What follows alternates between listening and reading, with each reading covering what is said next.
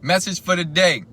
The greatest betrayal you will ever experience isn't from another person. It is the moment you betray the person you know you are capable of becoming. I don't know if you're familiar with the Bible and all the characters, but there is this one named Judas. He was one of Jesus' disciples, right? But he is also the one who is known for betraying and selling out Jesus to get him crucified. And the question today is, what if Judas isn't just a man in the Bible? What if Judas is a part of me? What if Judas is a part of you? Right? What do I mean by that? I'm talking about, what if Judas is that part that talks us out of our purpose? I got this from Reverend Ike. I encourage you guys to YouTube or Google Reverend Ike and his teachings. He is great at connecting the Bible with faculties and principles of our mind, right? And it got me thinking, because I think a lot of us spend most of our lives looking for enemies somewhere outside of ourselves. A lot of times we blame our circumstances, we blame our past, a lot of times we blame other people, right?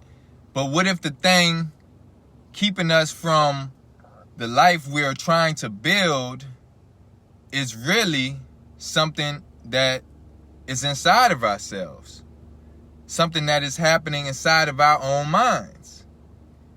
So that question changes everything, right? Because now the power ain't outside of me. The power is really inside of me. So I'm listening to Reverend Ike today. The video is Funeral for Judas, right? And one of the biggest ideas I take away is that many of the characters in the Bible can also represent qualities and faculties within us. So when he talks about Judas, he talks about Judas, he's not just naming a historical figure. He's talking more about a symbol for the part of us that sells out our higher self for comfort, right? That voice inside you that might say, oh, sleep in when you know you got work to do today, right? That voice inside you that might tell you, oh, skip the workout when you know you got health and fitness goals. That voice inside you that say, don't make the video, do it tomorrow, right? Get started, when it's the perfect timing. That's our Judas. That's my Judas when I have those type of thoughts, right? It's not a person. It's not another person. It's a pattern inside of me. It's a way of thinking. So I'm writing notes in my notebook, and all of the information he's teaching, it forced me to ask myself a real hard question. And it's like, well, what am I selling my future for? What am I selling out my future for? Maybe it's comfort, right? Maybe I'm selling it out for fear sometimes, right? Maybe I'm just making excuses. Maybe it's the distractions I have around me that's selling out my future. Whatever it is, every time I choose that over my purpose, I'm making a trade. I'm being like Judas instead of like Christ, right? And one thing I appreciate from Reverend Ike and his teachings is how he shifts the intention inward. Instead of waiting for someone else to change, I start asking myself, well, what part of me needs to change, right? What if I'm constantly blaming the world? If I'm constantly blaming the world, I'm giving my power away. What if the power is within me? How can I empower myself? By identifying the habits, the thoughts, and beliefs that are keeping me away from who I want to become, right? Those things that are pulling me away of who I want to become, those things inside of me, I can actually work on, right? So for me, that's what it means to begin within, right? Alignment begins within. I also love another idea Reverend Ike emphasizes. The kingdom of God isn't somewhere far away that I'm trying to reach. it's actually something I'm learning to express from within, right? So for me, that means the presence, the power and wisdom of God, the courage, the love, the creative power I'm seeking aren't completely outside of me. They're actually qualities I need to cultivate and live from every single day, right?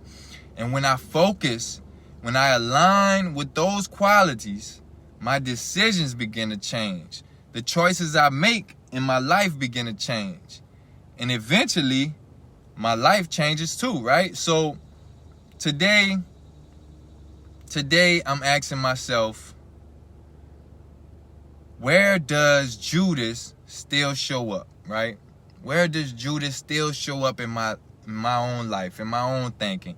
Is it in my procrastination? Is it in my fear? Is it in my comfort? Is it in my ego, right? Is it in my anger? Is it in my irritability? Is it in my frustration? Because I can't change it if I refuse to acknowledge it, right? I can't become the person I'm called to be if I keep feeding the habits that are pulling me away from that person. So I'm asking you guys to do me one favor today, please. Do me one favor. I want you to write down one sentence today. I want you to write down one sentence. And that sentence is, my Judas looks like blink. Fill in the blank. Be honest. Be honest with yourself. No one else have to read this. You don't have to share this with nobody else. It's between you and God. Awareness isn't